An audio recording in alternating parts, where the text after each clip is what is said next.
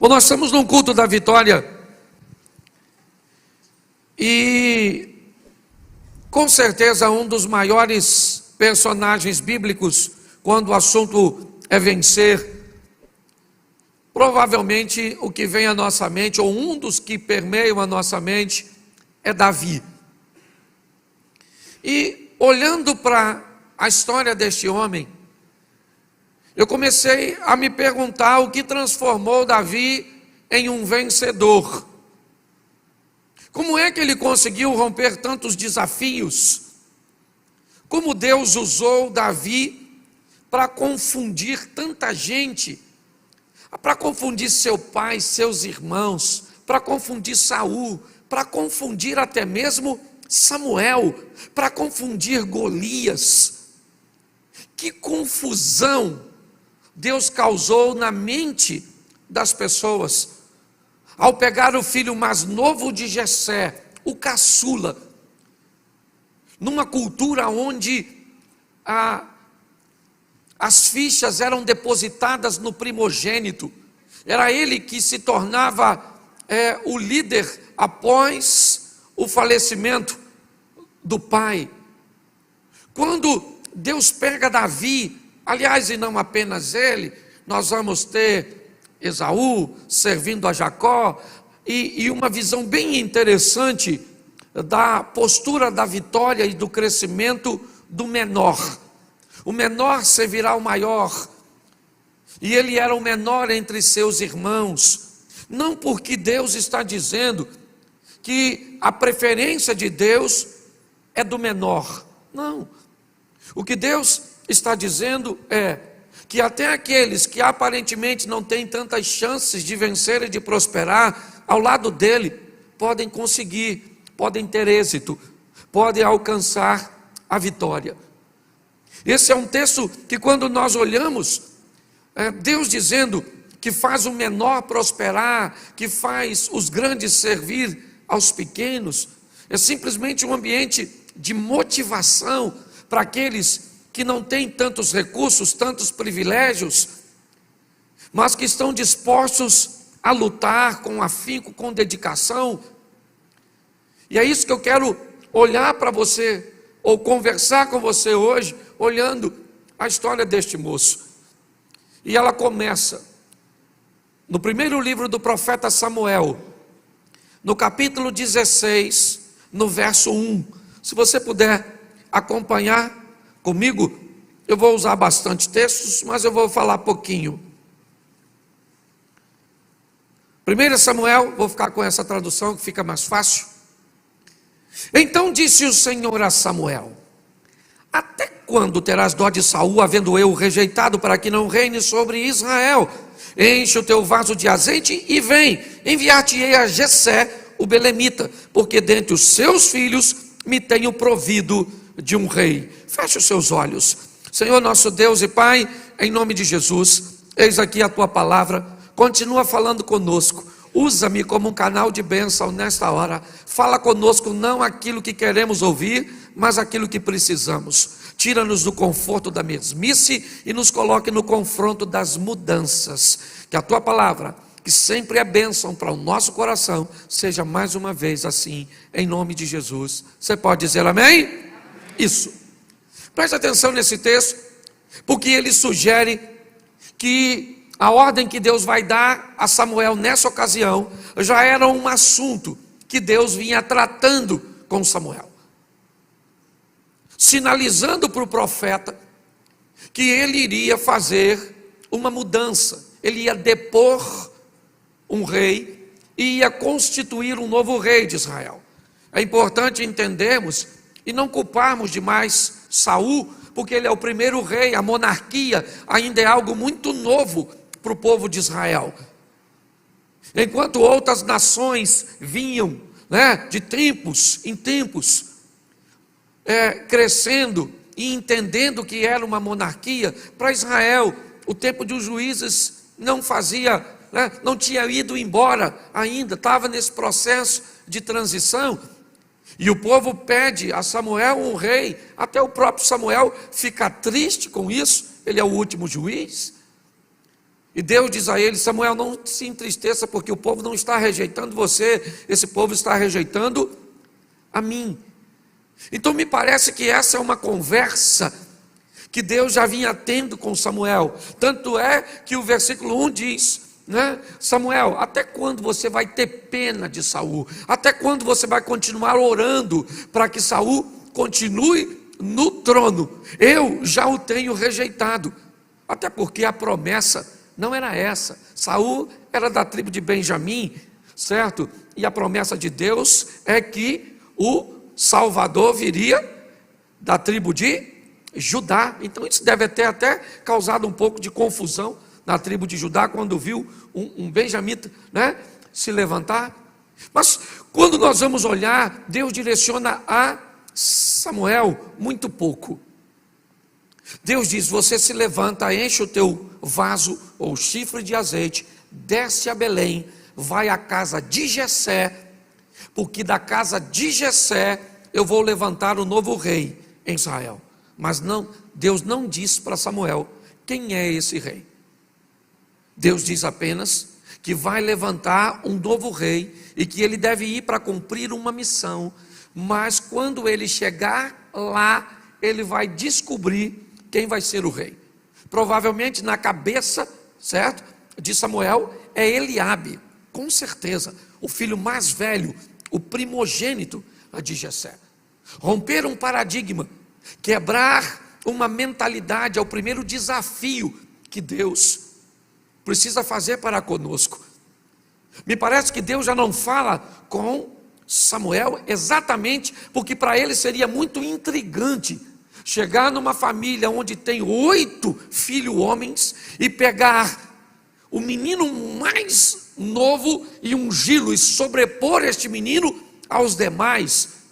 Quebrar isso seria um grande desafio. Então Deus não comunica isso a Samuel. Samuel sabe apenas que ele vai ungir um rei na casa de Jessé, mas ele não sabe quem é. Agora eu comecei a me perguntar: por que é que Davi, ou o que fez com que Davi recebesse essa missão de se tornar o rei? Que qualidades um Deus que disse para o próprio Samuel: não unja Eliabe, porque ele não é o rei. Eu não vejo como vocês veem. O homem vê o que está diante dos olhos, eu olho para o coração. O que Deus achou no coração de Davi? Talvez, se conseguimos chegar perto de responder essa pergunta, e ela é tão intrigante e ao mesmo tempo tão extraordinária, que talvez nós possamos sair daqui buscando nós mesmos a pergunta para isso. Eu vou te dar algumas dicas que pelo menos me ajudou a nortear meus pensamentos em torno do que esse camarada vai viver. O que ele tem? Se Deus não tem privilegiados, o que Deus viu nesse homem que, cá convenhamos, nós já sabemos que tem inúmeros erros, inúmeras falhas. Mas quando eu olho a missão que ele havia recebido e como ele lida com essa missão, eu entendo por que é que Deus escolheu Davi. Pelo menos essa resposta foi o suficiente para mim. Talvez não seja para você, e você tem todo o direito de continuar a sua busca. Mas quando eu comecei a ver a transição que Deus faz do que ele desempenha para se tornar um rei, eu consigo entender por que é que esse indivíduo vai se tornar alguém que vai substituir Saul. No verso 11, coloca para mim, por favor, do mesmo capítulo. Disse mais Samuel a Jessé: acabaram-se os jovens? E Jessé disse: ainda falta o menor que apacenta as ovelhas. Preste atenção, porque para mim, Davi só foi rei porque apacentava ovelhas.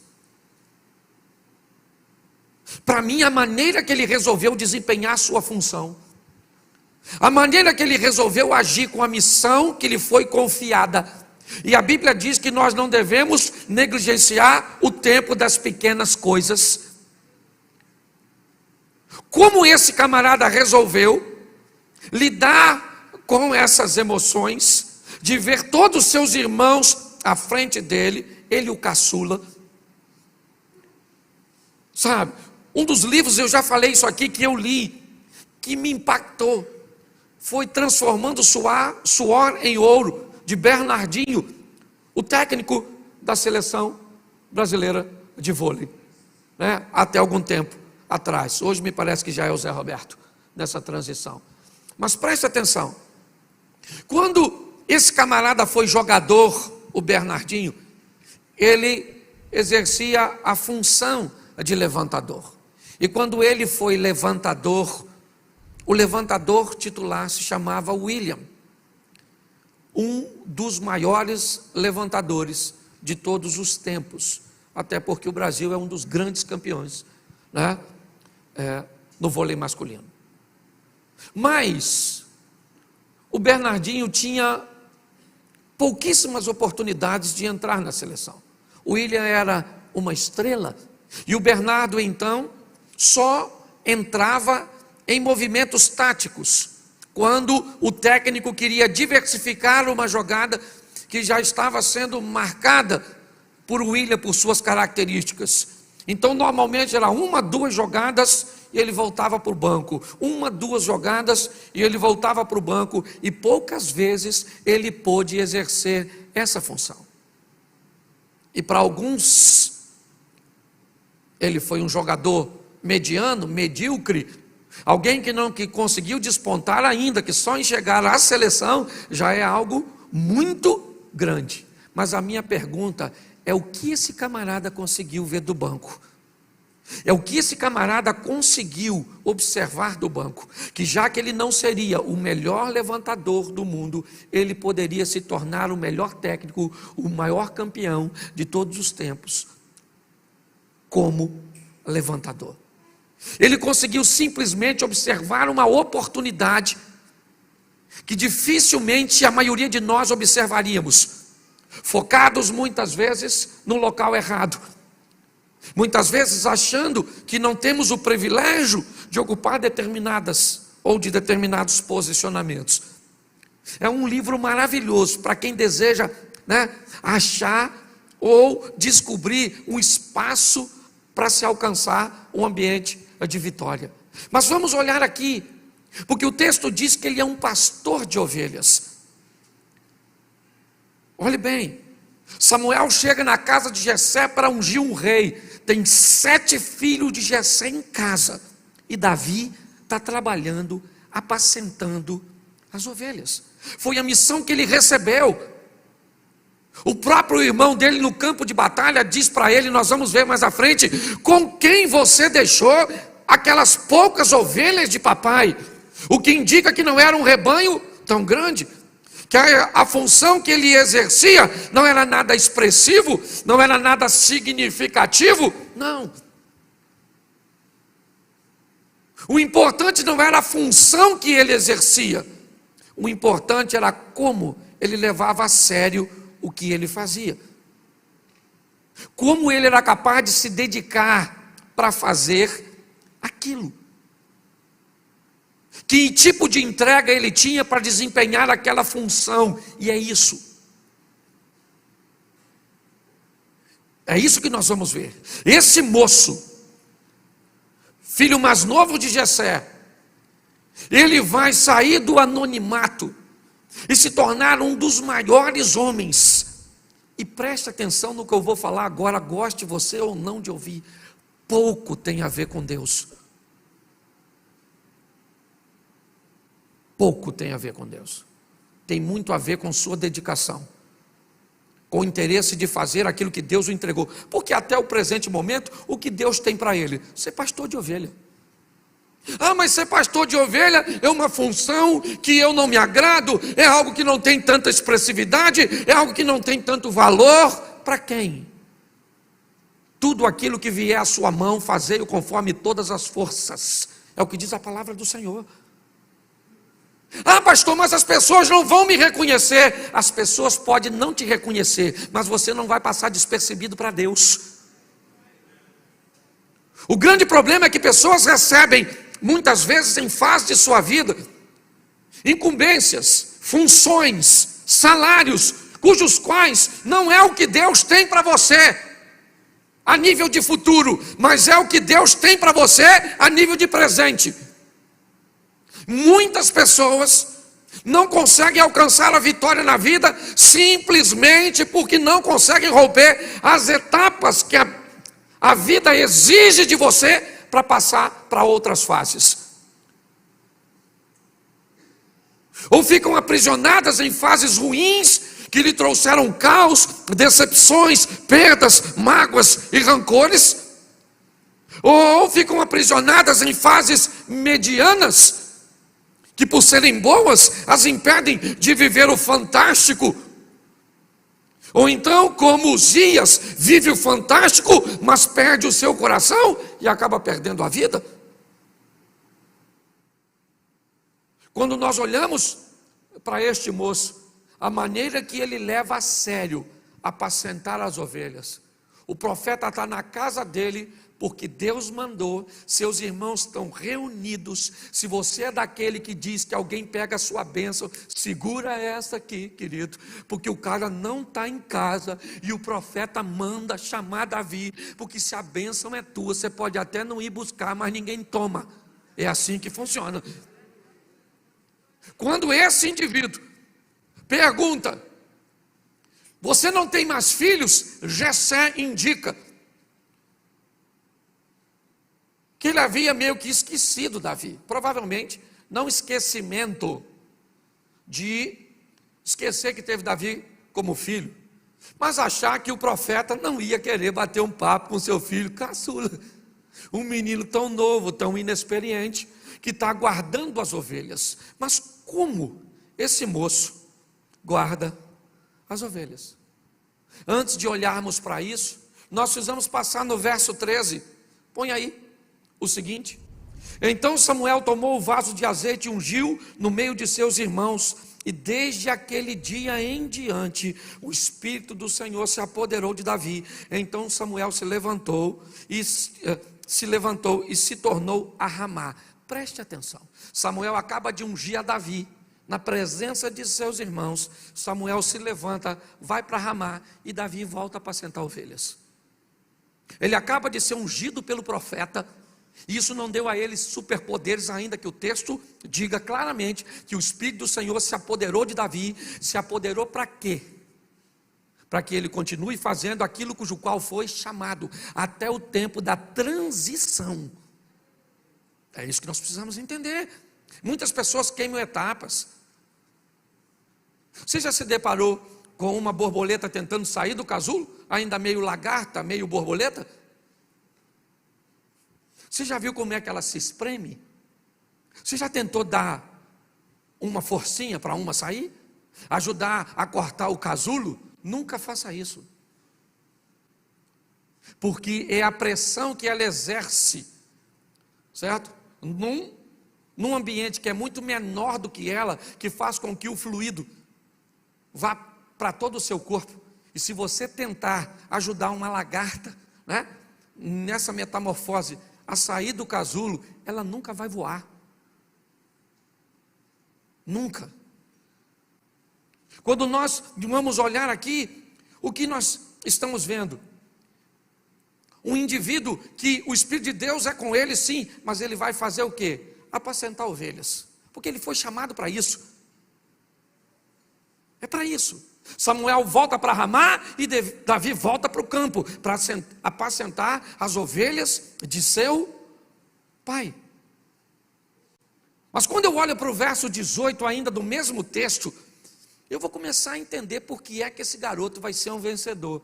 Ele está sendo observado e um dos homens de confiança de Saul diz assim: então respondeu um dos jovens e disse: eis que tenho visto um filho de Jessé. Quantos filhos? Quantos filhos? E quem é ele numa escala de idade? O mais? o que indica que ele não aprendeu o que aprendeu com seus irmãos. Porque senão ele não tinha um filho do jeito de Davi.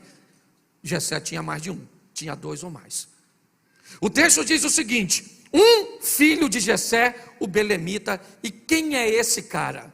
Esse camarada, presta atenção, ele sabe tocar, ele é valente, ele é animoso, é homem de guerra, sisudo em palavras, gentil de presença, e o Senhor é com ele.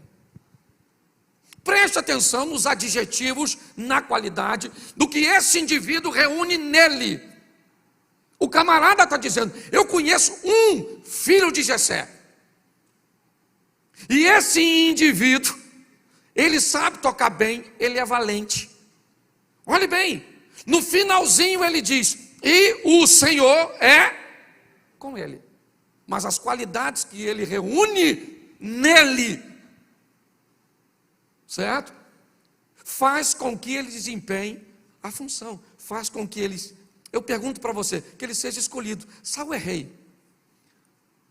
Você acha que o rei tinha no palácio bons músicos? Sim ou não? Gente que sabia tocar bem? Você acha que ele tinha lá gente bonita? Você acha que ele tinha lá gente valente? Todos esses adjetivos Davi tinha, sim ou não? Mas o último qual era? O Senhor era. E o que ele vai fazer no palácio? Gente que sabe tocar bem só. Qual é o grande problema hoje? Ou as pessoas caminham totalmente para o ambiente espiritual e esquecem da preparação, da dedicação, do investimento que tem que fazer em si mesmo, ou então caminha para uma linha de total investimento em si mesmo e se afasta de Deus. Errais por não conhecer as Escrituras e o poder de Deus. O equilíbrio é o segredo do sucesso. Coisas espirituais no mesmo recipiente de coisas materiais. É isso que eu preciso entender. Quando eu olho para esse camarada, o texto está dizendo que quem olhava para ele, que quem o conhecia, sabia que ele tinha qualidades, posicionamentos que o qualificavam para estar diante do rei. Mas o melhor de tudo, o homem que está indicando sabia que Saul estava com um problema espiritual. Então ele termina dizendo: e o Senhor é com ele. Saul diz: então se o Senhor é com ele, manda chamá-lo. Verso 19.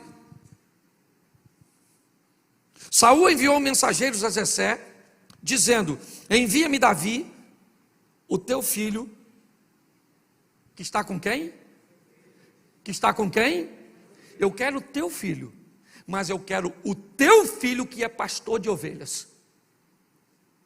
Porque 3 dos teus filhos eu já tenho como soldados e militam no meu exército: Eliabe, Abinadab e Samar. Os 3 irmãos mais velhos de Davi já eram soldados de Saul. Quando Saul manda um recado para Jessé, diz: manda para mim o garoto que toma conta das ovelhas.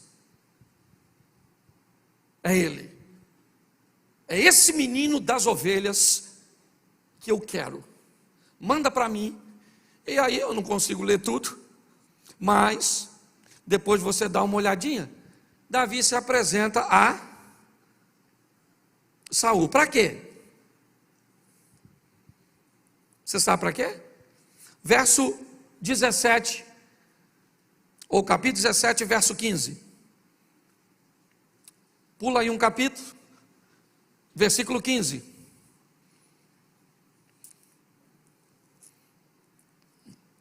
Davi, porém, ia e voltava de Saul para apacentar as ovelhas de seu pai em Belém. Preste atenção. Ele foi ungido por rei, ungido. Joséfo diz, o historiador, que não podia dar tanta garantia, mas pela magnitude de quem foi, diz que ele sabia que foi ungido para ser rei. Samuel havia dito a Davi que a unção era para rei. Ele é ungido para rei e volta para apacentar as ovelhas. Agora, Deus leva Davi para o palácio, para tocar para Saul. É só uma desculpa. O que Deus está querendo é que Davi aprenda como o rei come, como ele senta, como ele dorme, como ele se veste. Na verdade, o que Davi vai fazer, isso é muito importante. Escute o que eu vou te falar agora, porque pode ser algo que pode virar uma chave na sua vida. Fique atento aos lugares e às pessoas que Deus vai te aproximar, porque pode ser a próxima fase de onde ou para onde Ele deseja te levar. Entendeu isso? Fique de olho, fique atento. Quando você começa a ser levado para determinados ambientes, e ele é bom, é de ascensão, é de crescimento, fique atento, porque pode ser um ambiente promocional, onde Deus vai te levar para a próxima fase.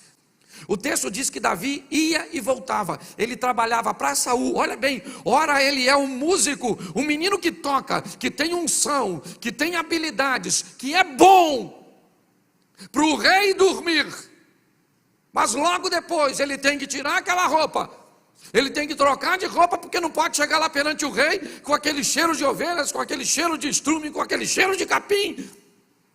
E ele continua, e agora vai para o campo, para cuidar daquilo que ainda é a sua missão. Sabe qual é o grande problema nosso? Nós olhamos para um vencedor e só olhamos para seu momento, nós não olhamos para a sua história. A maioria das pessoas acha que nós já nascemos tendo e fazendo o que fazemos. Pare e pense. Quando eu olho para esse texto, esse camarada está lá no palácio tocando para Saul, comendo uma comida boa, está tudo tranquilinho, limpinho, mas agora ele vai para o pasto, vai cuidar das ovelhas. Por quê? Porque ainda está no tempo de cuidar das ovelhas. Talvez o seu tempo ainda seja de investir nos seus estudos. Talvez o tempo ainda é de maturar, de solidificar o seu negócio. Então não dá para gastar como outro que já tem um negócio consolidado. Não dá para brincar com coisas sérias. Hoje muitas pessoas se perdem nas etapas. Esse camarada agora volta do palácio para o campo, do campo para o palácio, do palácio para o campo. Ele está revezando. Olhe bem. E ele vai crescendo, ele vai olhando essa estrutura, e no verso 20, ainda do capítulo 17, Davi então se levantou pela manhã bem cedo e deixou as ovelhas a um guarda. Preste atenção, a responsabilidade dele era o quê? Cuidar das? Ele deixa as ovelhas sozinhas? Não, ele pega as ovelhas e deixa com um guarda. Ele precisa saber que as ovelhas estão seguras, estão guardadas, porque aquilo é obrigação dele. E olha como ele trata. Ele poderia dizer para seu pai: poxa pai, eu já passei a ovelha. Pô pai, eu já toco para Saul. E agora o senhor, presta atenção, Jessé tinha 8 filhos, 3 era soldado, 4 fazia o quê? Você já notou que costumam pedir as coisas quem já tem muita ocupação? Você já notou isso? Os filhos, quem tem 3, 4 filhos, aquele filho mais dedicado, que obedece, é o sobrecarregado. Toda hora a mãe está pedindo outro, está pedindo. Poxa mãe, está vendo televisão? Pois é, meu filho. A mãe não fala, nem o pai: hoje eu vou alegrar seu coração te dando a resposta. Mas sabe o que a mãe pensa? Pedir nada, aquilo é um imprestável. Eu peço a Deus para melhorar um dia, mas não serve para nada aquilo ali, nem para sabão, não é verdade? É assim que funciona. Por favor, não dê nada de responsabilidade alta à toa. O que você está fazendo? Nada. Então, querido, toma um peixe para tu. Nada com ele. A verdade é essa. Ele agora vai deixar, sim, mas não vai deixar? Não. Ele vai pegar agora e vai levar uma mensagem para seus irmãos. Saber como eles estão. Os 3 mais velhos militam no exército de Saul. Mas Davi segura suas ovelhas e entrega na mão de um guarda. E quando ele chega, e isso é que é maravilhoso, Quando ele chega no campo de batalha, no vale de Socó, ou de Elá, não sei como é que está a sua tradução, a situação não está muito boa, os filisteus de um lado, Israel do outro, e aquela coisa, e os filisteus têm um soldado, ele é muito experiente, ele é grandão, ele parece um tanque de guerra, seu nome é Golias, ganhou quase ou todas as suas batalhas, certo? E sabe o que é mais engraçado? Que Deus vai usar um pastor para matar um gigante. Davi só vira soldado depois que mata o gigante. Antes de matar o gigante, ele ainda é um pastorzinho e um pajem de armas.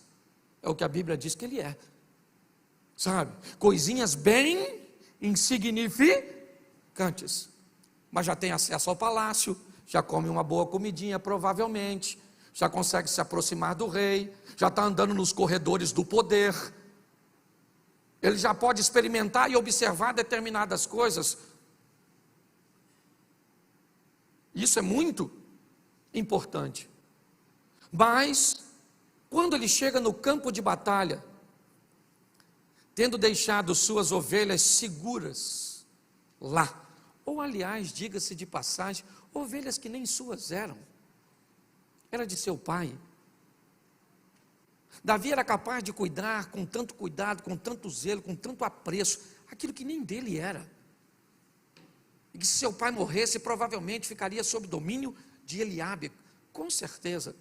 E para chegar alguma coisa dele, seria bem no finalzinho, ele é o caçula, mas ele não tem problema com isso. Porque a maior besteira do mundo é você achar que trabalha para homens e faz a coisa para pessoas. Nós fazemos para Deus e dele vem a recompensa. Entendeu?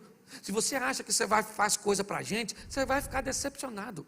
Eu falo isso aqui, espere nada dos outros, um pouco de você e tudo de Deus, e você nunca vai se decepcionar.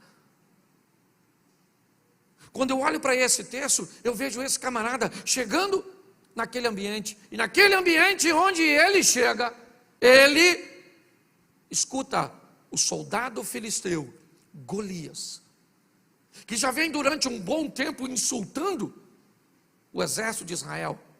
Ele não quer uma guerra, ele quer um duelo, ele não quer um derramamento de sangue, é lógico que ele não quer. A autoestima, a autoimagem de Golias é algo extremamente consolidado, não há nenhum problema.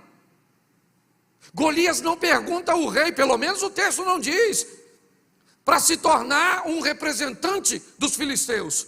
Mas quando alguém em Israel se levanta, alguém leva para Saul, porque Saul tem que autorizar, e ainda mais alguém como Davi, tão pequenino. Quando nós olhamos para isso, é isso que nós vemos. Ele pedindo um soldado, mande um soldado de Israel para lutar comigo, mande um soldado de Israel para lutar comigo, e Deus está pensando, eu não preciso de um soldado para matar você, eu mato você com um pastorzinho meu, novinho e pequenininho, porque as minhas vitórias quem faz sou eu. Você está entendendo? Deus está falando com você hoje, eu não sei o que você está enfrentando.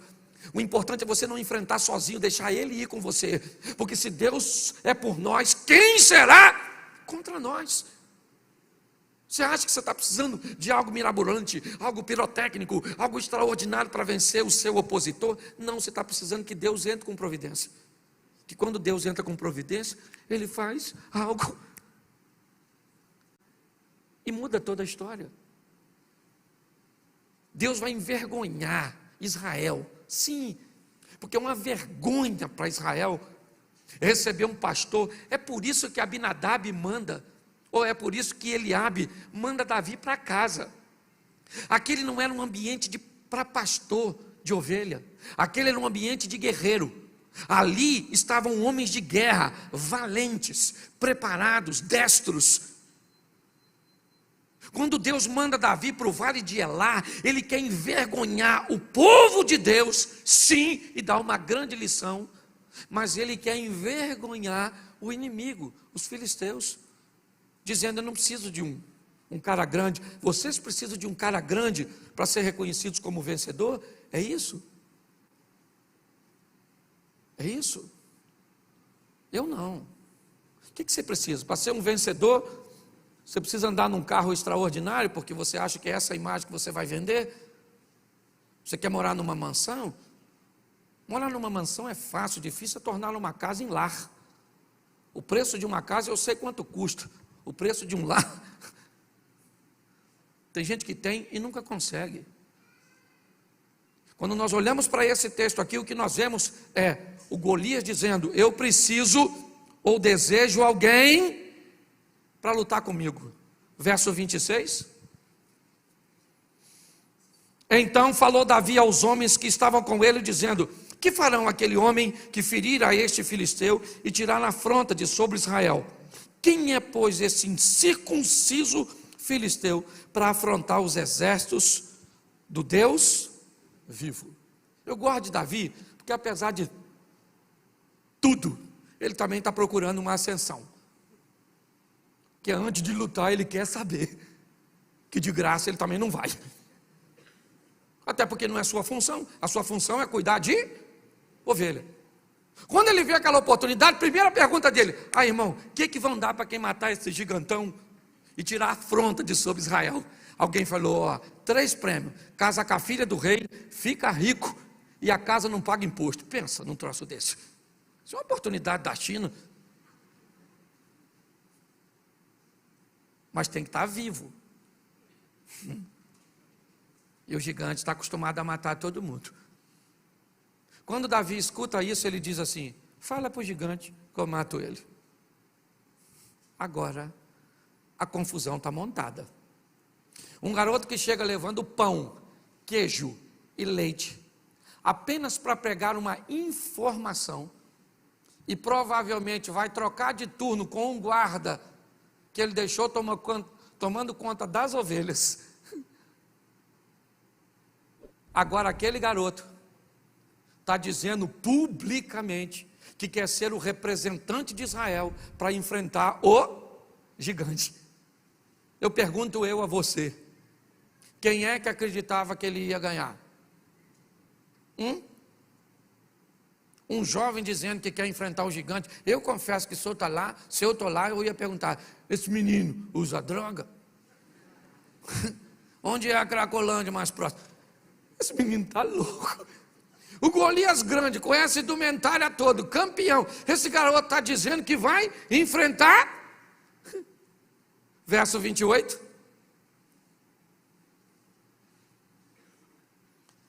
Quando Eliabe, e ouvindo Eliabe, seu irmão mais, falar aqueles homens, acendeu-se-lhe a ira de Eliabe contra Davi, e disse: por que você desceste aqui?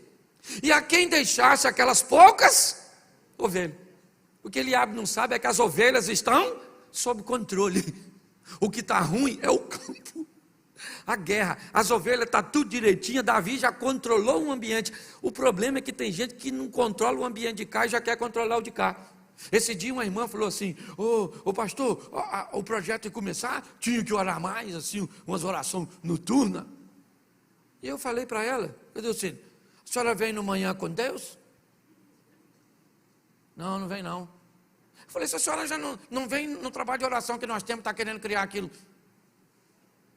A senhora não vem nem no que tem, quer criar, que não tem.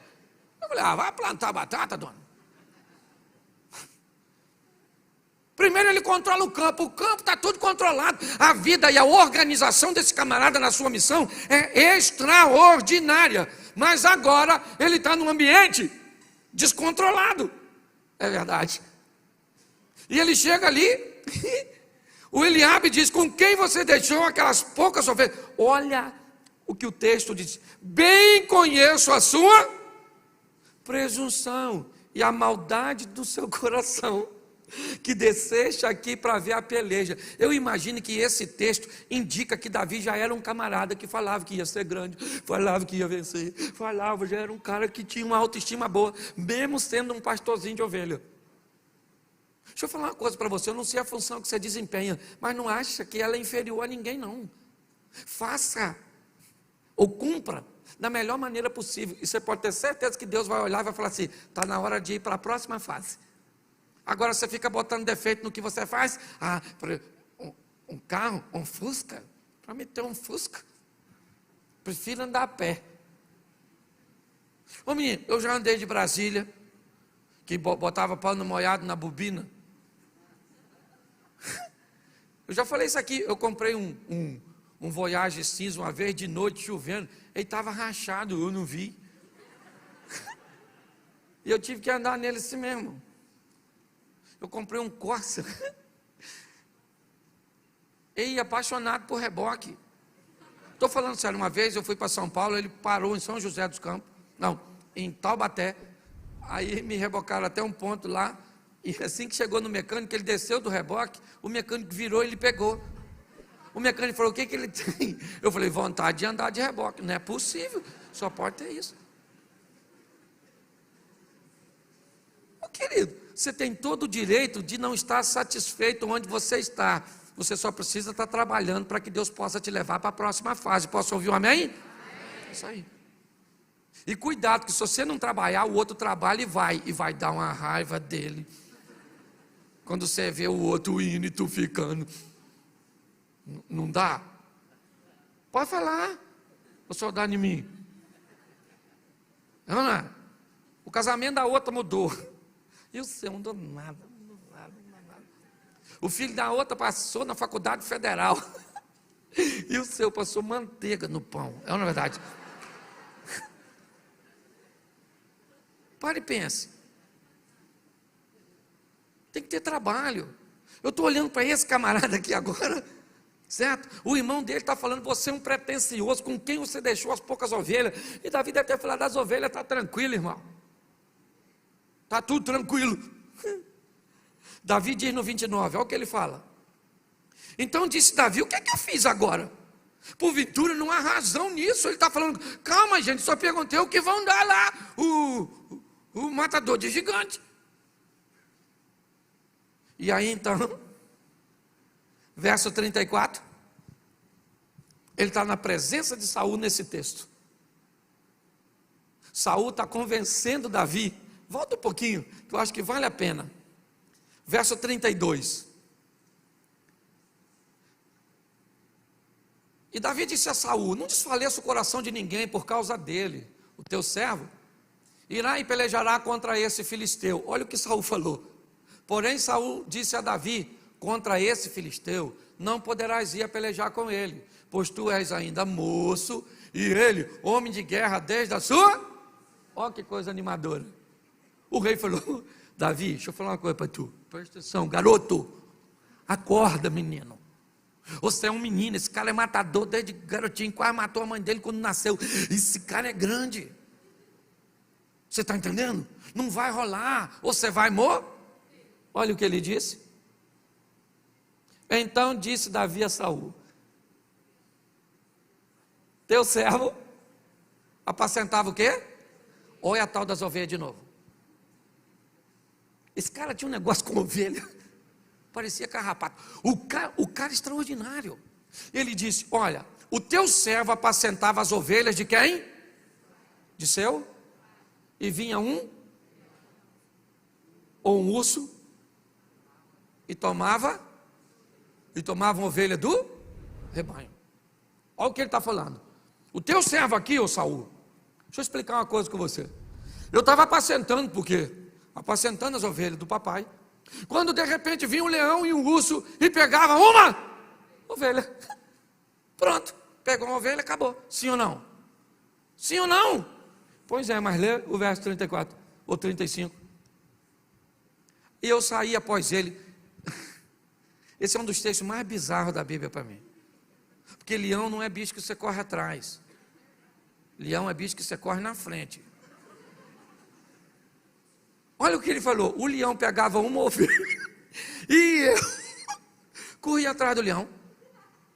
O leão com a ovelha, se o leão está com a ovelha na boca, provavelmente essa ovelha já está, mas Davi está dizendo, se ela está morta ou viva, esse não é um problema. O problema é que essa ovelha não é do leão, ela é minha, ela é do papai, e eu fui encarregado de cuidar dela. Então esse leão não vai ficar com essa ovelha não é dele. Você consegue entender isso? É importante nós entendermos isso. Olha o que esse cara está dizendo, eu corria atrás de uma ovelha. ou do leão, lançava-lhe mão o feria e o matava. Davi está dizendo: Saul, até hoje, a função que me deram para cumprir, eu cumpri com maestria. Eu fui lá, matei o leão, matei o urso, peguei a ovelha e pronto. Saul falou assim: então,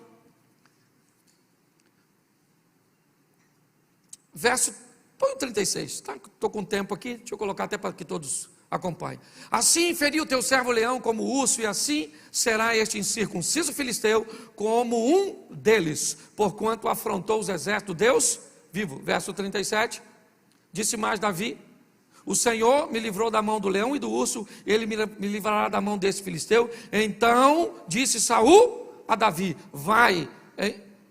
vai-te embora e o Senhor seja contigo. No verso seguinte, Saul tenta vestir Davi com a sua armadura, e aí começa a dar problema. Por quê? Porque Davi é um pastor. Ele é um pastor. Saul quer transformar Davi num guerreiro, porque ele acha que a armadura dele, a melhor do reino, ele é o rei, vai proteger Davi. Olhe bem, a armadura de um dissimulado, covarde, desobediente como Davi ou como Saul, jamais encaixaria em Davi. Quando Davi veste aquilo para agradar o rei, ele disse: não vai dar para ir, Saul, eu nunca usei isso, esse negócio não vai rolar. Tirou tudo isso e pegou a sua tiradeira, o seu cajado e 5 pedras, armas de pastor. É com essas armas que ele vai lutar. É nesse ambiente que esse garoto, sim, que já está frequentando o palácio, como músico é verdade, mas que já já vai ser promovido. Já já.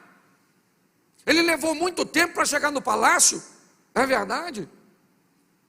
Ele levou muito tempo para se tornar um pajem de armas, é verdade. Muito tempo para matar um gigante. E se você pensa que ele vai ser rei, agora, mais de 10 anos se passam, até que ele seja rei de uma das partes de Israel. Mas quando nós olhamos para este moço, o que vemos é ele enfrentando Golias. Com o quê? Com uma espada? Não, ele não sabe usar. Não é. Ele utiliza a espada depois para matar o Golias, mas para derrubá-lo, Davi vai usar aquilo que ele é bom. Repita comigo: bom. O que você é bom em fazer? É isso que pode mudar a sua vida. Se é relevante ou não perante a sociedade, perante as pessoas ou não, você veio com um dom para fazer o quê? Desempenhe. E à medida que você vai desempenhando, você vai mudando de nível. Você vai vivendo o que Deus tem para você. Quando eu olho agora, ele fere, ele não mata. Ele fere com uma pedra que atinge a cabeça do gigante, que cai ao chão. Atingido por uma arma de um pastor. Agora Davi vai até ele, pega a espada do Golias, corta a cabeça do gigante e entra em Israel. Quando ele entra, sabe o que Saul pergunta? Quem é esse garoto? De quem ele é filho? Como de quem ele é filho? Como quem é esse garoto? Esse garoto é o garoto que toca para você quando você perde o sono. Você sabe o que essa frase indica? Que Saul era tão ingrato que ele nunca reparou no menino que tocava para ele. Que ele nunca prestou atenção em alguém que seu moço disse: o Senhor é com ele. Preste atenção numa coisa para você que vai caminhar comigo. Nada me impressiona. Que você é daquela porta para fora, eu não estou nem aí. O carro que você anda, o dinheiro que você tem, seu nível socioeconômico, cultural, eu não quero saber a casa que você mora. Quem vem para meu ministério achando que vai ser bajuladinho, está lascado, porque não é a minha praia. Agora, você quer ver um troço que me encanta, é eu olhar para alguém e descobrir que Deus está agindo ali. Aí eu me torno como o vento, eu quero soprar para a pipa dos outros subir. Quando Saul vê Davi tocando, um espírito mau indo embora, ele nem sequer olha para o cara. Quando Davi mata o gigante, Saul pergunta para seu comandante, de quem esse garoto é filho? Ou melhor, manda chamar Davi, em algumas traduções, e pergunta para Davi, você é filho de quem? Quem é você, cara? Como quem sou eu? Foi você que pediu para o papai me liberar, para me ter uma carga dupla de trabalho, e agora você vem me perguntar, você nunca me notou? Por isso que eu estou dizendo, as pessoas podem não te notar, mas Deus sabe quem você é. E é assim que funciona. E você sabe o que Saul faz? Não dá a filha dele, Merabe, para casar com Davi. O prêmio dizia que Davi seria genro do rei, sim ou não? Não dá. Merabe é dada a um amigo de Davi, ainda para humilhá-lo. Sabe a riqueza que Saul disse que daria para alguém que matasse o gigante? Davi não ganhou. Porque quando Davi, ou Saul, astuto, vai oferecer Mical para Davi, Davi diz, quem sou eu para me tornar ou me aparentar com o rei? Eu não tenho dinheiro para pagar o dote de uma princesa. Olha bem, e provavelmente Jessé continuou pagando imposto. Mas deixa eu te explicar uma coisa, o tempo passou.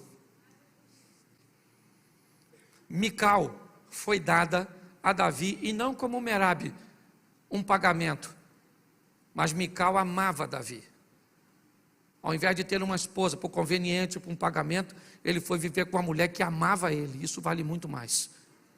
Dinheiro, esse camarada foi um dos homens mais ricos que pisou nessa terra, e imposto ele nunca mais precisou pagar, porque se tornou rei, todo mundo pagava imposto para ele. E você sabe por que ele viveu tudo isso? Porque era pastor. Era alguém que recebeu uma missão tão simples, mas resolveu fazer da melhor maneira possível. Saia daqui hoje com vontade de ser o melhor naquilo que você faz. E a melhor maneira de ser o melhor no que você faz é não querer ser melhor que o outro, é querer apenas ser melhor do que você mesmo amanhã.